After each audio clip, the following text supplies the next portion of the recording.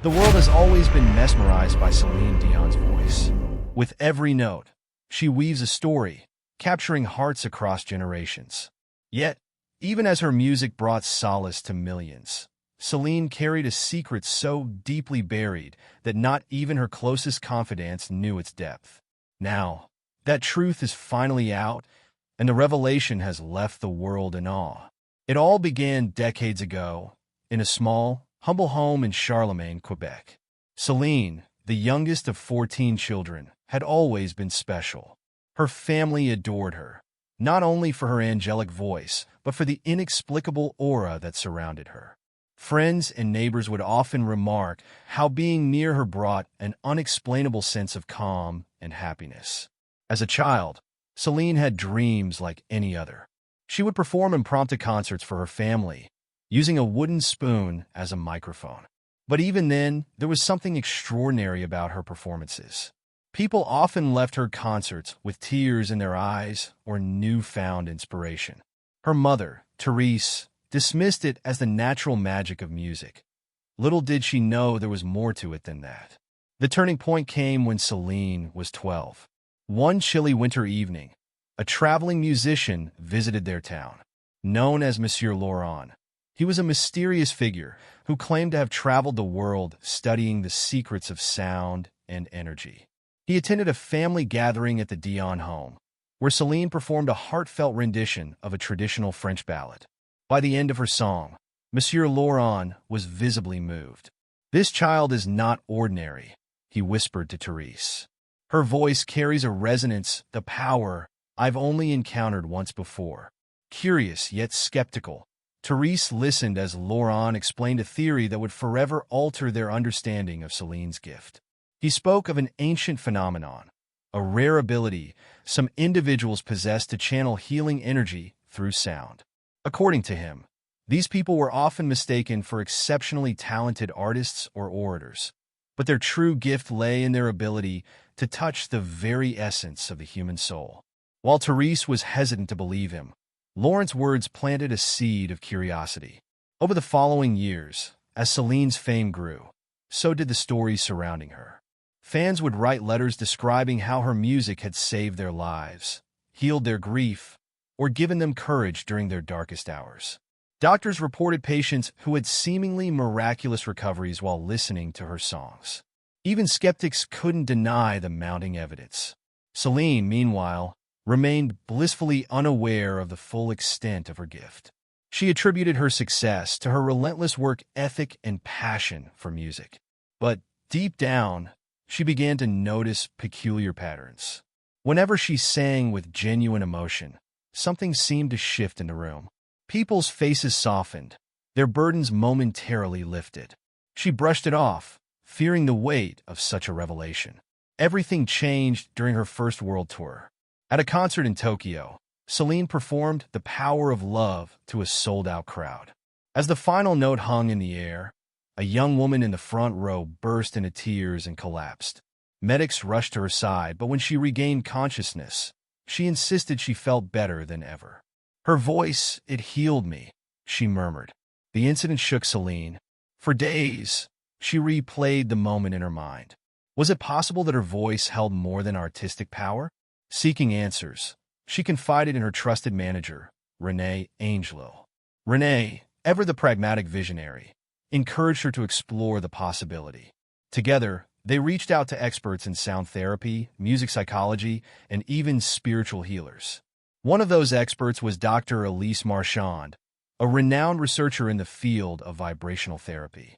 After extensive tests and observations, Dr. Marchand confirmed what Celine had always suspected but never dared to articulate. "Your voice operates on a frequency that resonates with the human body's natural healing mechanisms," Dr. Marchand explained. "It's not just talent. It's a gift, one that science is only beginning to understand." While the revelation was empowering, it also came with a profound responsibility. Celine wrestled with the implications. How could she balance her career with this newfound understanding of her abilities? Should she even tell the world? René, ever her rock, reminded her that her music was already making a difference. "You don't need to change anything," he said. "Just keep singing from your heart. For years, Celine did just that, but the burden of secrecy grew heavier. She began noticing how her gift took a toll on her. After particularly emotional performances, she felt drained, as though she had absorbed the pain of her audience. Madame Isabel's warning echoed in her mind. Every time you heal, you take a piece of their sorrow with you. The tipping point came during her Courage World Tour. In New York City, she performed a stripped-down, acoustic version of All by Myself. By the end of the song, the entire audience was on their feet, many in tears. That night, Celine collapsed backstage. Doctors attributed it to exhaustion, but she knew better. Her gift was both a blessing and a curse. Faced with the growing strain, Celine made a bold decision. She began working with a team of specialists to develop ways to manage the emotional toll of her gift. Through meditation, energy work, and careful self-care, she found a balance that allowed her to continue sharing her voice with the world. Eventually, the truth couldn't be contained. In a candid interview with a trusted journalist, Celine revealed the full story. The world was stunned. While some dismissed her claims as sensationalism, the overwhelming majority embraced her revelation. Fans shared their own stories of how her music had changed their lives, and scientists hailed her as a rare phenomenon. Despite the newfound attention, Celine remained humble. "I'm just a singer," she insisted. "I've been given a gift, and I want to use it to bring joy and comfort. That's all I've ever wanted." Today, Celine Dion's legacy is more than just her music. She has become a symbol of hope, healing, and the unbreakable human spirit. Her concerts are not merely performances. They are experiences, moments of connection that transcend language and culture. And while the world may never fully understand the depth of her gift, one thing is certain. Celine Dion's voice will continue to resonate, healing hearts and inspiring souls for generations to come. Celine Dion was no stranger to the spotlight. From the tender age of 12, she had captivated audiences with her angelic voice, pouring emotion into every note she sang. Over the years, her talent had not only earned her countless awards but had also cemented her place as one of the most beloved performers of all time. Yet, behind the glitz and glamour, Celine carried a secret so profound that not even her closest confidants were aware of it. This was a secret that could change how the world viewed her forever. The story begins during a cool autumn evening in Quebec, long before Celine became an international sensation. At just 14, she was already displaying an extraordinary gift for music, but something else was happening beneath the surface, something she would never dare to share. Her family's modest home in Charlemagne echoed with laughter and the sound of her practicing piano, yet one room in the house remained locked at all times. Even her siblings knew better than to question it. Years later, as Celine's career skyrocketed, the whispers about her began. It wasn't uncommon for celebrities to be the target of wild speculations, but these rumors weren't about scandals or relationships. They were about her ability to connect with her audience on an almost supernatural level. Fans often described how her music seemed to speak directly to their souls, providing comfort and clarity during their darkest moments. Little did they know, there was a reason for this. By the time Celine had her first Las Vegas residency, she was at the pinnacle of her career. Her performances sold out nightly, and her presence seemed to light up the entire city. Behind the scenes, however, her secret weighed heavily on her. One evening after a particularly breathtaking performance, she retreated to her dressing room, her hands trembling. Sitting there was a letter, one she had dreaded receiving. It was from someone she had not seen in decades, Madame Isabel, an elderly woman from her childhood who had once helped Celine and her family during a particularly tough time. Madame Isabel was known in their small town for her gifts, as she called them. People sought her out for her insight and guidance, believing she had a connection to something greater. When Celine was just a girl, Madame Isabel had taken her under her wing, teaching her the ancient art of emotional resonance, a technique so powerful it could heal hearts and minds. Celine had always believed these lessons were a part of her past, buried with her rise to fame. But the letter in her hands revealed something different. "Celine," it began, "you cannot run from who you are. The gift you have is not just your voice. It is your ability to heal. But you've ignored it for too long. Now, the world needs you more than ever." Her heart raced. She had always credited her success to hard work and passion. But deep down, she knew Madame Isabel was right. Her music did more than entertain. It touched lives in inexplicable ways. Was it possible that she had a gift far beyond her vocal talent? The next few days were a whirlwind. Celine couldn't shake the words of Madame Isabel. She began revisiting old memories, trying to make sense of the inexplicable moments in her career. Like the time a fan claimed listening to her song had saved them from taking their own life, or when a terminally ill child said her voice made the pain disappear. These weren't coincidences, they were signs. One night, during a quiet moment on her balcony, Celine made a decision. If her gift was real, she needed to understand it fully. She reached out to Madame Isabel, who now lived in a remote village in the French countryside. Without telling anyone, not even her closest advisors, Celine boarded a private plane and made the journey. Arriving at Madame Isabel's quaint cottage felt like stepping back in time. The older woman greeted her with a knowing smile. "I knew you'd come," she said, leading her inside. Over the next few days, Madame Isabel guided Celine through a series of rituals and exercises meant to awaken her latent abilities.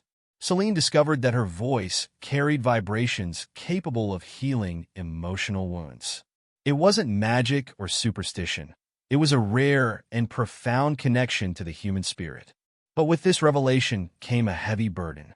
Madame Isabel warned her that using this gift on a larger scale would come at a personal cost. "You'll feel the weight of their pain," she explained.